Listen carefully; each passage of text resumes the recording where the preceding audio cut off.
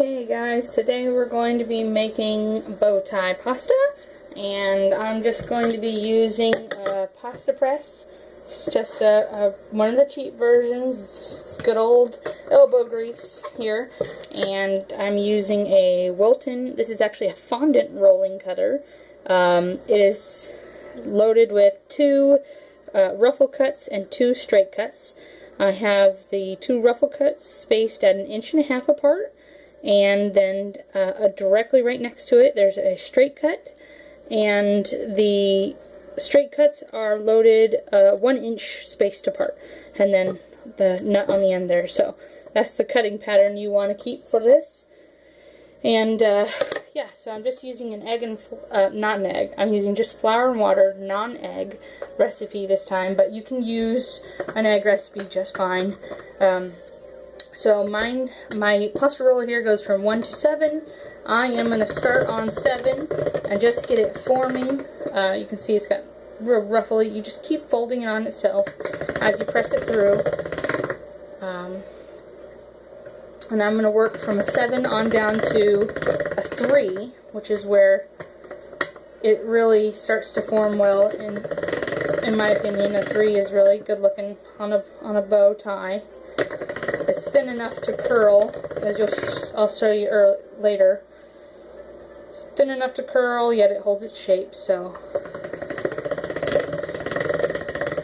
and you just keep working it down to a 3 is what you're trying to get to. And I'm kind of blowing through these steps a little quick so that it doesn't. This is in our 20-minute video. Anyhow, okay, so we're down to a 3 here already. And I'm just going to be using the straight cuts for now here. I'm just running the length of my dough. Hold on, sorry. I've got a lot of dough stuck to the surface here. I've been working for a while. Here, let's just scoot down. That'll solve it.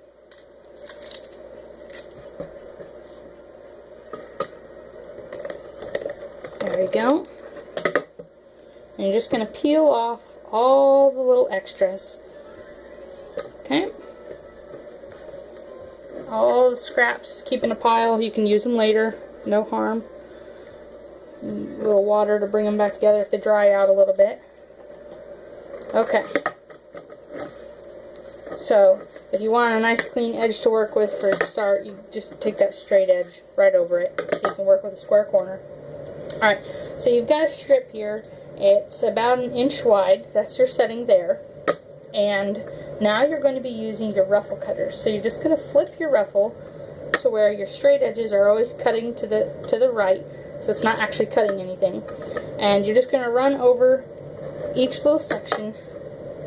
That little scrap piece there, you won't normally have that, but just going to run over each section and you're going to cut it. I don't like to cut all of them at once because they dry out, and you don't want them drying out on you because they don't curl properly. So let me bring this over here so hopefully you guys can see it here. Okay, so now you've got this section. What you're going to be doing is taking your middle finger and your thumb, keeping them flush with the table, and you're going to be pulling in like this. Meanwhile, your pointer finger is going to be pushing down the center so that as it pulls up, it's not going to buckle on you like this. You're wanting an actual nice little bow to it. So in, I'm just going to do it like I normally do. So in on both your sides, pushing down with your middle finger, and as you get close to them, you can pull up your pointer finger and pinch together. There's a little bow. All right, let's do that. Let's do that again. Okay, so for your next cut here. Let me just show you real quick. For your next cut, instead of going over the same section that you just cut, just scoot your roller over, just a tiny bit over, and let it just miss it. It's okay. Pardon me. So, you still have a segment that's roughly the same length. They don't have to be identical. If you really want them identical, then recut it. That's fine. Keep it simple here. Okay, so, again, your thumb and your middle finger down flush with the table. You're pulling in as your pointer goes and holds the center down, okay? So just a quick little pull up and pinch, okay?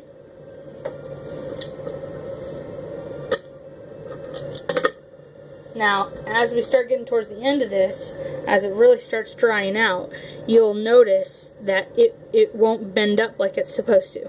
Okay, so real quick, this will be fast motion for you here. This is just the two on the table, center a finger, and you're just pinching.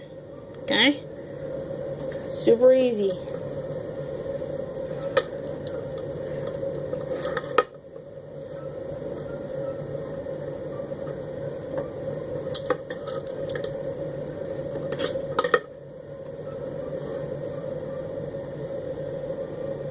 And if you don't like the look of one, say this one here, I don't like the look of this one, that's fine. Crumple it up, put it in your scrap pile, you can reuse it here in a minute. Roll it out to whatever you want it to look like. Okay, so, oh yeah, side note I should probably let you know is when I'm cutting this, I'm not just rolling it straight like this with all my pressure back going forward. I'm kind of bringing it up to an angle and pushing downward on the table. That way it's is actually cutting it and not sliding my dough every time if I'm just pushing forward, it's just going to keep scooting my dough, and I'll have a really hard time cutting it. So, let's get this little side. Let's get a little curl to it. Okay, there you go. That's the simple and easy way to make bow tie noodles.